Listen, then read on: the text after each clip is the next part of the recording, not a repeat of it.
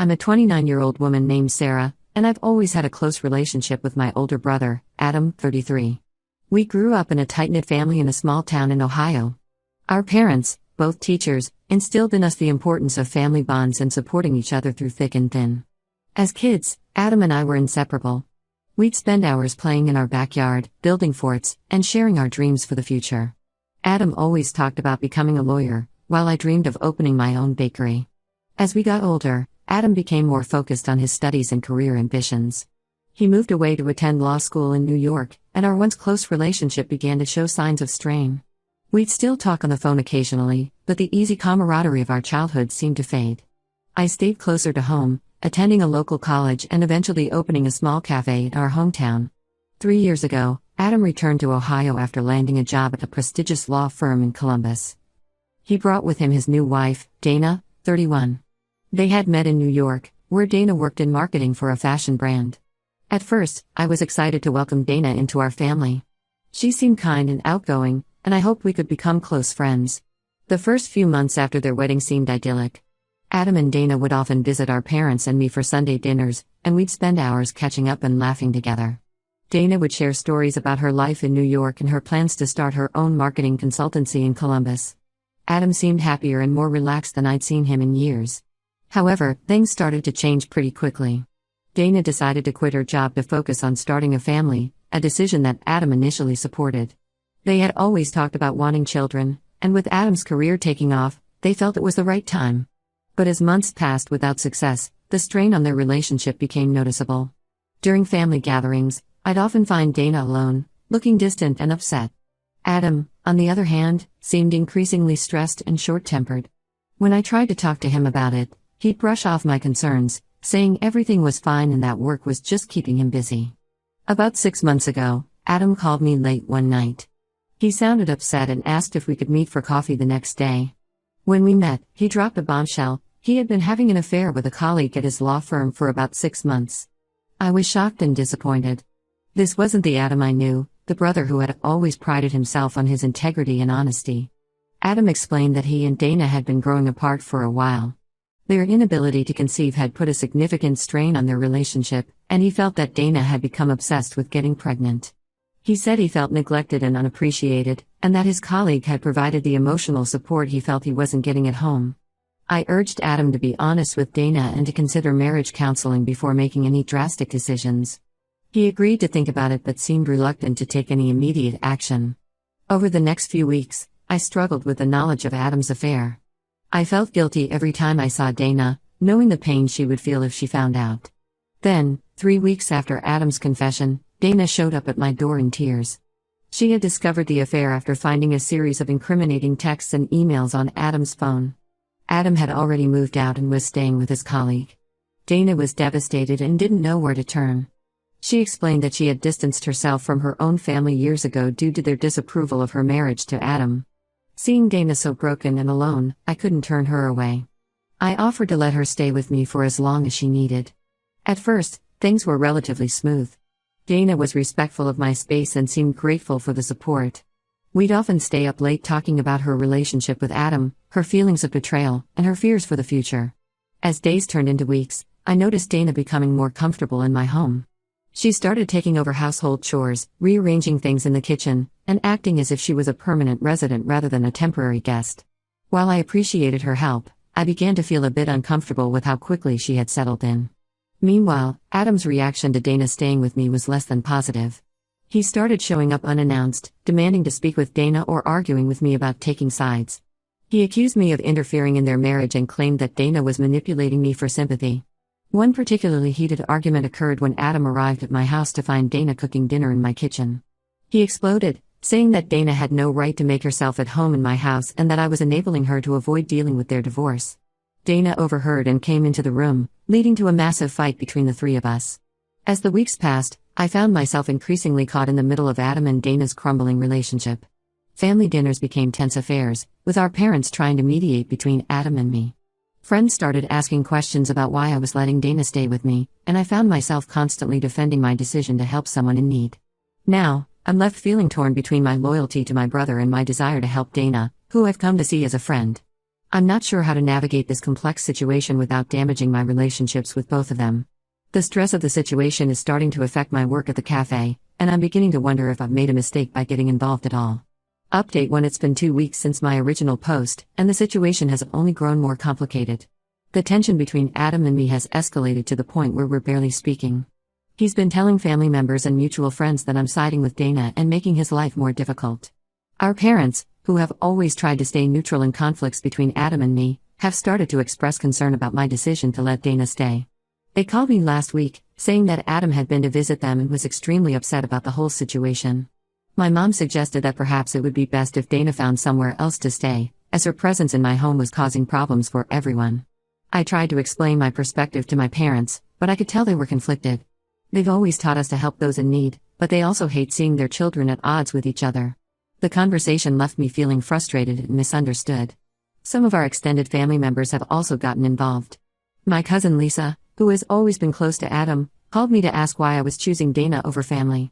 I spent nearly an hour on the phone with her, trying to explain that I wasn't choosing sides, but simply helping someone who had nowhere else to go. Lisa seemed skeptical, and I got the feeling that Adam had already given her his version of events. Meanwhile, Dana's behavior has started to change in ways that are making me uncomfortable. At first, I appreciated her help around the house. She would cook meals, do laundry, and keep things tidy. But recently, she's started making changes without consulting me first. Last Tuesday, I came home from a long day at the cafe to find that Dana had completely reorganized my bedroom closet. She said she thought it would be more efficient this way, but I couldn't help feeling that she had overstepped a boundary. I didn't say anything at the time because I didn't want to seem ungrateful, but it left me feeling uneasy in my own home. Then, a few days ago, I overheard Dana on the phone with someone, I'm not sure who, talking about her living situation. She was saying things like, "I just need a little more time, and once I'm more settled here, I'll figure it out." The conversation made me wonder if Dana had any plans to move out or if she was looking for work. When I asked her about it later, Dana became defensive. She said she was still processing everything that had happened and wasn't ready to leave yet. She reminded me of how difficult it was for her to find a job without any recent work experience, especially given the emotional state she was in. I understood her perspective, but I couldn't shake the feeling that something wasn't quite right. The situation came to a head yesterday when Adam showed up at my house unannounced. He seemed calmer than during his previous visits, but there was an underlying tension in his demeanor. He asked to speak with me privately, and once we were alone, he dropped a bombshell. He was considering involving lawyers if I didn't make Dana leave. I was shocked by Adam's threat. He explained that having Dana live with me was complicating the divorce proceedings and that her continued presence in my home was making it difficult for him to move on with his life. He accused Dana of using me to manipulate the situation and delay the inevitable. Before I could respond, Dana walked into the room, having overheard part of our conversation. What followed was another huge argument, with Dana accusing Adam of trying to make her homeless and Adam countering that she was taking advantage of my kindness. I found myself standing between them, literally and figuratively, as they hurled accusations at each other. The argument ended with Adam storming out and Dana locking herself in the guest room. I was left feeling overwhelmed and conflicted. On one hand, I understood Adam's frustration. If what he was saying was true, then Dana's presence in my home could be complicating their legal situation. On the other hand, I couldn't bring myself to throw Dana out when she clearly had nowhere else to go. As I sit here writing this update, I'm at a loss for what to do next. The situation has grown far beyond what I initially signed up for when I offered Dana a place to stay. I'm starting to feel the strain in all areas of my life. My relationship with my brother is damaged, my parents are upset, and I'm constantly walking on eggshells in my own home. I've considered reaching out to a mutual friend who's a family therapist, hoping she might be able to mediate the situation or at least offer some advice. But I'm worried that involving more people will only complicate things further. For now, I'm trying to maintain some semblance of normalcy in my daily life. I go to work at the cafe, try to keep up with my hobbies, and do my best to create some space between myself and the ongoing drama. But it's becoming increasingly clear that something needs to change, and soon. I just wish I knew what the right course of action was. Update 2: It's been a month since my last update, and I've uncovered information that has completely changed my perspective on the situation. After Adam's last visit and his threat to involve lawyers, I decided to do some digging into Dana's situation. I felt uncomfortable about it, but I needed to know if there was any truth to Adam's accusations. I reached out to some mutual friends who knew both Adam and Dana well. What I learned left me feeling shocked and betrayed. According to these friends, Dana had known about Adam's affair for months before she showed up at my door. Not only that, but she had apparently been planning to use the situation to her advantage. One friend, Maria, told me that Dana had confided in her about discovering Adam's affair nearly 3 months before she confronted him. According to Maria, Dana had decided to keep quiet about her knowledge and gather evidence instead. She had talked about wanting to teach Adam a lesson and ensure that she got as much as possible in the divorce settlement. Another friend, John, mentioned that Dana had been asking around about divorce lawyers specializing in infidelity cases weeks before she supposedly found out about the affair. He said he thought it was odd at the time but didn't want to get involved in their personal business. Armed with this new information, I decided to confront Dana. When I first brought up what I'd heard, she denied everything. She accused me of not trusting her and listening to gossip. But as I presented more details, her story began to unravel. After nearly an hour of back and forth, Dana finally admitted the truth. She had indeed known about the affair for months and had stayed with me partly to make Adam's life more difficult.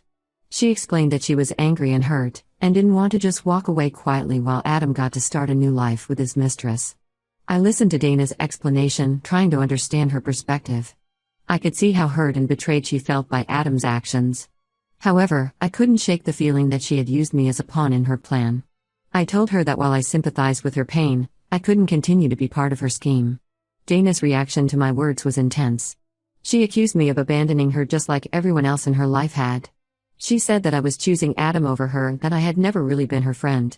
Her words hurt, especially after all the support I had given her over the past few months. After my conversation with Dana, I felt I needed to talk to Adam. I called him and asked if we could meet in person. When we got together at a local coffee shop, I told him everything I had learned. For the first time since this whole ordeal began, I saw genuine remorse in my brother's eyes. Adam admitted that he had handled the situation terribly from the start. He said that he should have been honest with Dana as soon as he realized his feelings for his colleague. He also apologized for the way he had treated me, acknowledging that he shouldn't have put me in the middle of his marital problems. During our conversation, Adam revealed that he and his girlfriend, the colleague he had been having an affair with, had broken up. He said the stress of the situation and the guilt he felt had put too much strain on their relationship. He seemed genuinely regretful about the pain he had caused to everyone involved. Now, I find myself in an even more complicated situation than before. I feel betrayed by Dana, who I had come to see as a friend. I'm angry that she used me as part of her plan to get back at Adam. At the same time, I'm disappointed in Adam for his infidelity and the way he handled the aftermath. I'm left wondering what my next steps should be. Should I ask Dana to leave immediately? Do I give her some time to find another place to stay? And what about my relationship with Adam? Can we rebuild the trust that has been broken? I'm also concerned about the potential legal implications of the situation. If Dana has been staying with me as part of a strategy to influence the divorce proceedings, could I somehow be implicated in any legal issues? As I write this update, I'm feeling overwhelmed by the complexity of the situation. What started as an act of kindness, offering a place to stay to someone in need, has turned into a tangled web of lies, manipulation, and hurt feelings. I'm not sure how to proceed, but I know that I need to prioritize my own well-being and peace of mind. Update 3. It's been 3 months since my last update, and I've finally taken decisive action to resolve the situation. After much consideration and several sleepless nights, I decided that I needed to ask Dana to move out of my home. I approached the conversation with Dana carefully, trying to be as compassionate as possible while also being firm in my decision. I explained that while I understood her pain and anger towards Adam, I could no longer be involved in their situation. I told her that I felt betrayed by her dishonesty and that I needed to prioritize my own well-being. Dana's initial reaction was anger and disbelief. She accused me of abandoning her and siding with Adam.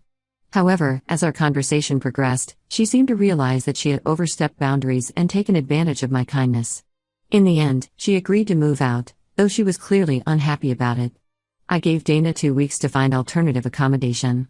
During this time, I helped her research affordable apartments in the area and even reached out to some friends to see if anyone knew of any job openings that might suit her skills.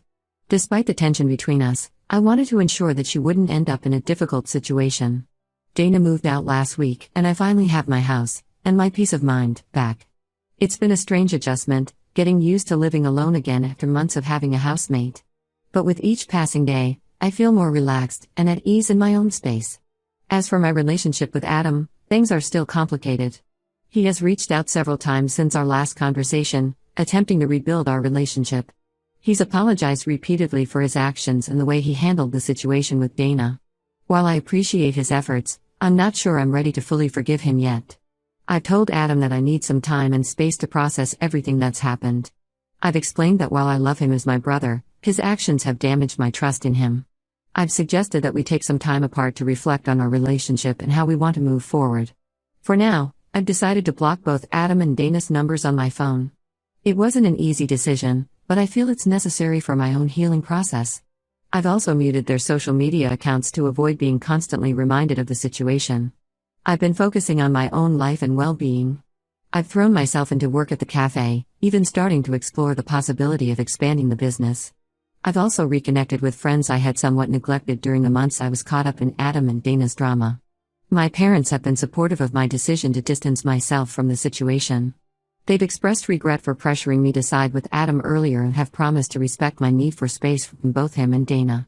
This experience has taught me valuable lessons about setting boundaries, the importance of honesty in relationships, and the need to prioritize my own well-being. While it was a difficult and often painful journey, I believe I've come out of it stronger and wiser. Moving forward, I plan to focus on my own personal growth and happiness. I've started seeing a therapist to help me process the emotional toll of the past few months and to work on setting healthier boundaries in my relationships. It's been helpful to have a neutral party to talk to about everything that's happened. I've also decided to take a short vacation next month, something I haven't done in years. I'm planning a solo trip to a nearby beach town, where I can relax, reflect, and recharge. I'm looking forward to having some time to myself, away from the stress and drama of recent events. As for my relationships with Adam and Dana, I'm taking things one day at a time. I know that eventually, I'll need to address the situation with Adam and decide how I want our relationship to look moving forward. For now, though, I'm giving myself permission to focus on my own needs and healing. This whole experience has been a stark reminder of how quickly life can become complicated and how important it is to maintain clear boundaries, even with family.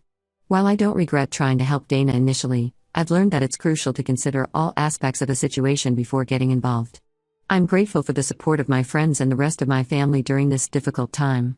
Their understanding and encouragement have been invaluable as I've navigated this complex situation.